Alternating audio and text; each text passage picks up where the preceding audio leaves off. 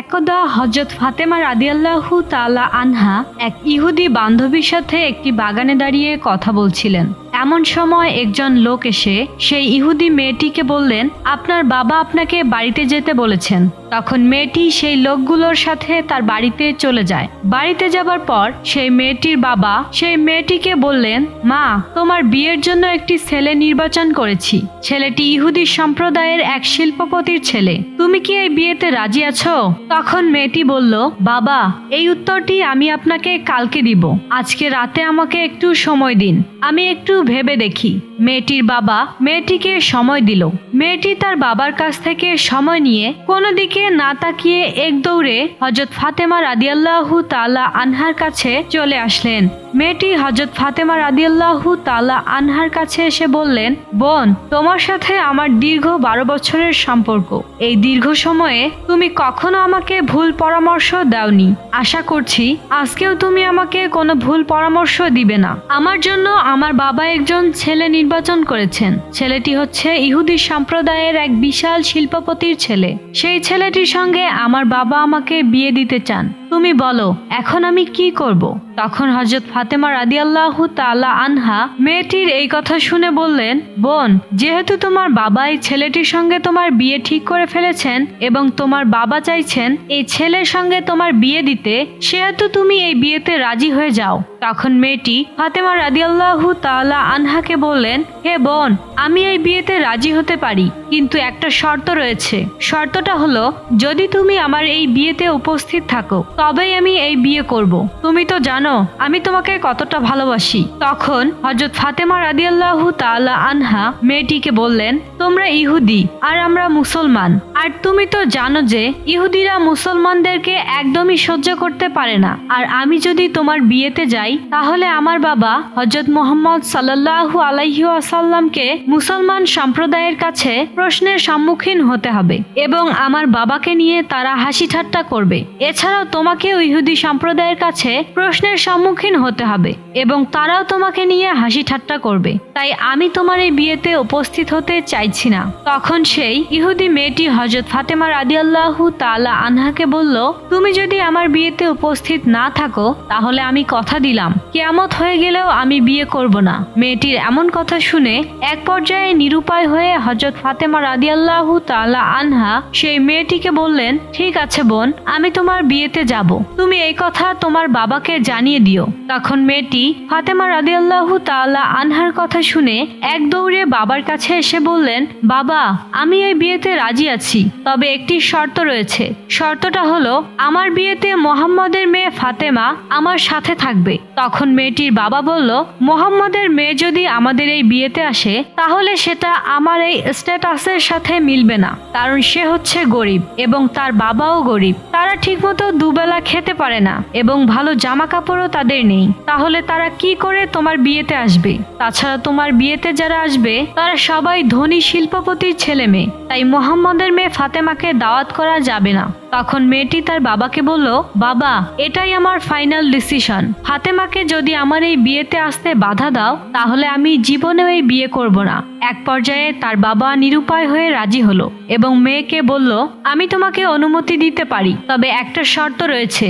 শর্তটা হলো, যদি মুহাম্মদের মেয়ে ফাতেমা আমার বাড়িতে আসতে চায় তাহলে তাকে অবশ্যই সুন্দর এবং নতুন জামা কাপড় পরে আসতে হবে। যদি পুরাতন জামা কাপড় পরে চলে আসে তাহলে আমার বাড়িতে সে ঢুকতে পারবে না। বাবার এই কথা শুনে মেয়েটি আবার দৌড়ে হযরত ফাতেমা রাদিয়াল্লাহু তাআলা আনহার কাছে গিয়ে বলল, হে বোন, তুমি আমার বিয়েতে যাও। তা আমার বাবা চান না, তবে আমার বাবা একটা শর্তেই রাজি হয়েছে। শর্তটি হলো, আমার বিয়েতে তুমি যদি যাও তাহলে অবশ্যই নতুন জামা কাপড় পরে তোমাকে আসতে হবে।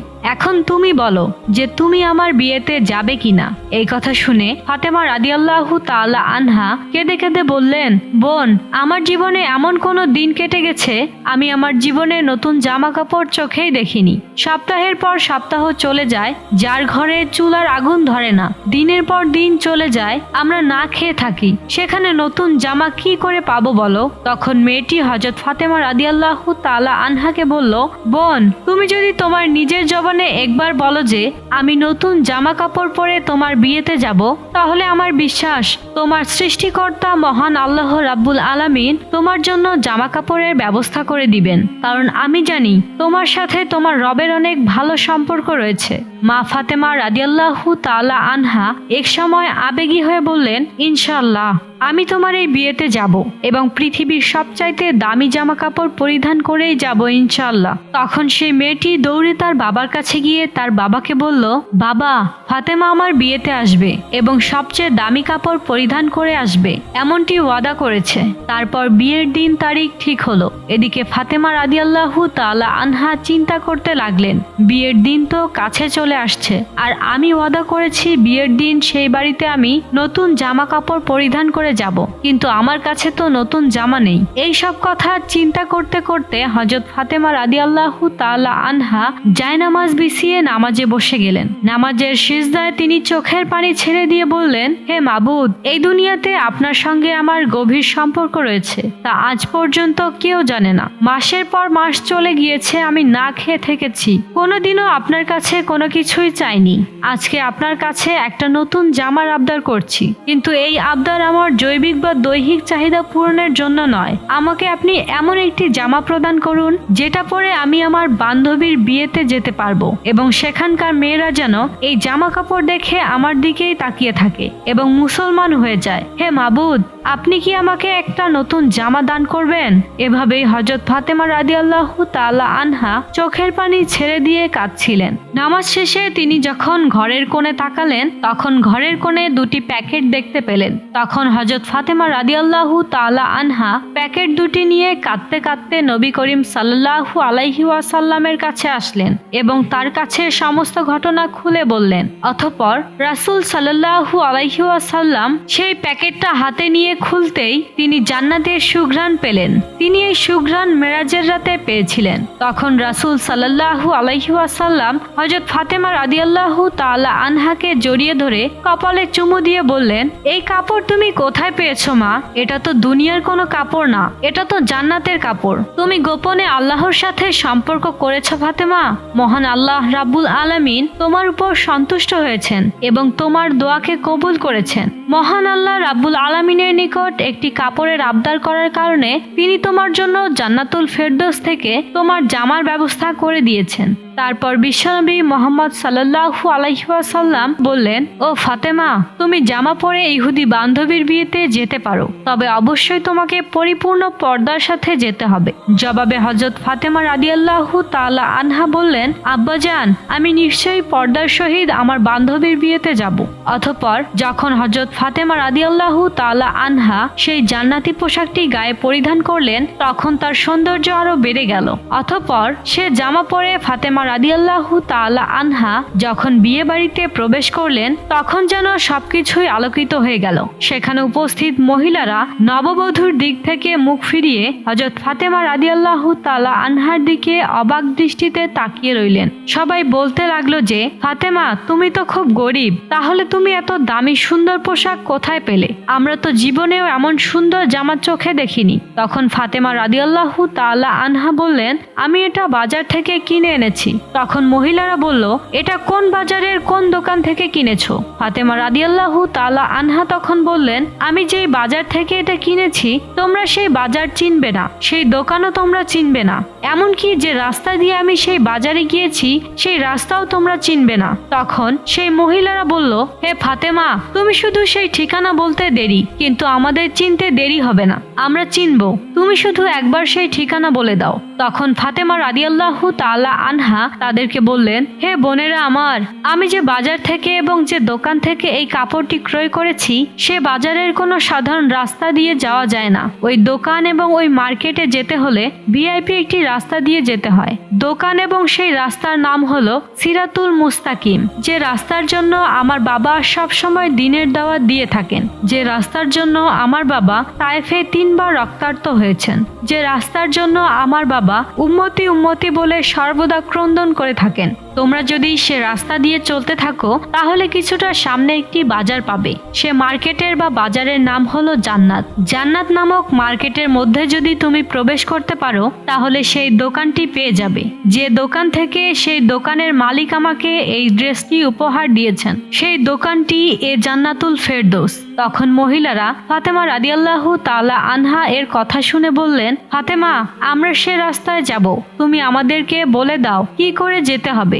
ঐতিহাসিকদের মতে অধিকাংশ মহিলারাই ফাতেমা রাদিয়াল্লাহু তাআলা আনহা এর গায়ের শোভা বর্ধনকারী কাপড়টি দেখে এতটাই আবেগপ্রবণ হয়ে পড়েছিলেন যে নারীরা সেটি পাওয়ার জন্য মনে হচ্ছিল যেন জীবনও দিতে পারবেন। তখন ফাতেমা রাদিয়াল্লাহু তাআলা আনহা বললেন, সে রাস্তা দিয়ে যদি বাজারে যাও তাহলে তোমাদেরকে আমার সাথে সাথে একটি বাক্য উচ্চারণ করতে হবে। তখন সে নারীরা বলল, আমরা উচ্চারণ করব, তুমি বলো। তখন ফাতেমা রাদিয়াল্লাহু তাআলা আনহা শাহাদাত বাক্য উচ্চারণ করে বললেন, বলো, লা ইলাহা ইল্লাল্লাহু মুহাম্মাদুর রাসূলুল্লাহ সাল্লাল্লাহু আলাইহি ওয়াসাল্লাম। তখন সেখানে উপস্থিত ৩৭০ জন মহিলা সবাই সেই বাক্য পড়ে মুসলিম ধর্ম গ্রহণ করলেন। আল্লাহ তাআলা বলেন, হে আমার বান্দাগণ, যদি তোমরা আমাকে মনে প্রাণে বিশ্বাস করো তাহলে দুনিয়ার জমিনে তোমাদের চাইতে দেরি হবে কিন্তু পেতে দেরি হবে না। রাব্বুল আলামিন আমাদেরকে আল্লাহর উপর তাওয়াক্কুল করা এবং বেশি বেশি আমল করার তৌফিক দান করুক, আমিন। একদা ফাতেমা রাদিয়াল্লাহু তাআলা আনহা জায়নামাজে বসে কাঁদছিলেন। তার দু চোখের পানিতে বুক ভেসে যাচ্ছিল। এমন সময় হযরত মুহাম্মদ সাল্লাল্লাহু আলাইহি ওয়াসাল্লাম ফাতেমার বাড়িতে আগমন করলেন এবং ফাতেমার ঘরে প্রবেশ করে দেখতে পেলেন জায়নামাজে বসে ফাতেমা রাদিয়াল্লাহু তাআলা আনহা অঝরে কান্না করছেন। তখন বিশ্বনবী সাল্লাল্লাহু আলাইহি ওয়াসাল্লাম হযরত ফাতেমা রাদিয়াল্লাহু তাআলা আনহাকে উদ্দেশ্য করে বললেন, ও আমার কলিজার টুকরা মেয়ে ফাতেমা, তুমি তোমার জায়নামাজের কোণাটা একটু উল্টে দেখো। তখন হযরত ফাতেমা রাদিয়াল্লাহু তাআলা আনহা জায়নামাজের কোণা উল্টে চমকে উঠলেন। তিনি বললেন, একে আব্বাজান, এ যে গলিত স্বর্ণের সদর দপ্তর, গতিতে বয়ে যাচ্ছে। তখন মুহাম্মদ সাল্লাল্লাহু আলাইহি ওয়াসাল্লাম বললেন, মা, তোমার প্রয়োজন মতো স্বর্ণ উঠিয়ে রাখো, তার দ্বারা তোমার সংসার পরিচালনা করা এবং দুনিয়ার আরামায়েশ জাকজমক যা ইচ্ছা তাই করতে পারবে। দুনিয়ার সুখ শান্তি ক্ষণস্থায়ী, পরকালের সুখ শান্তি চিরস্থায়ী। এখন তুমি বুঝিয়ে বলো মা, দুনিয়ার সুখ শান্তি চাও নাকি আখিরাতের সুখ শান্তি চাও? হযরত মুহাম্মদ সাল্লাল্লাহু আলাইহি ওয়াসাল্লামের মুখে এমন কথা শুনে হযরত ফাতেমা রাদিয়াল্লাহু তাআলা আনহা জায়নামাজের কোণা ছেড়ে দিয়ে নবীজিকে বললেন, আব্বাজান, আমার দুনিয়ার সুখ শান্তির কোনো প্রয়োজন নেই, আমি আখিরাতের সুখ শান্তির পেছনেই দৌড়াতে চাই। একদা উম্মে আয়মান নামক একজন মহিলা কোনো এক কাজের জন্য হযরত ফাতেমা রাদিয়াল্লাহু তাআলা আনহার বাড়িতে আসলেন। উম্মে আয়মান হযরত ফাতেমা রাদিয়াল্লাহু তাআলা আনহার দরজার কাছে এসে ফাতেমা রাদিয়াল্লাহু তাআলা আনহাকে ডাকতে লাগলেন।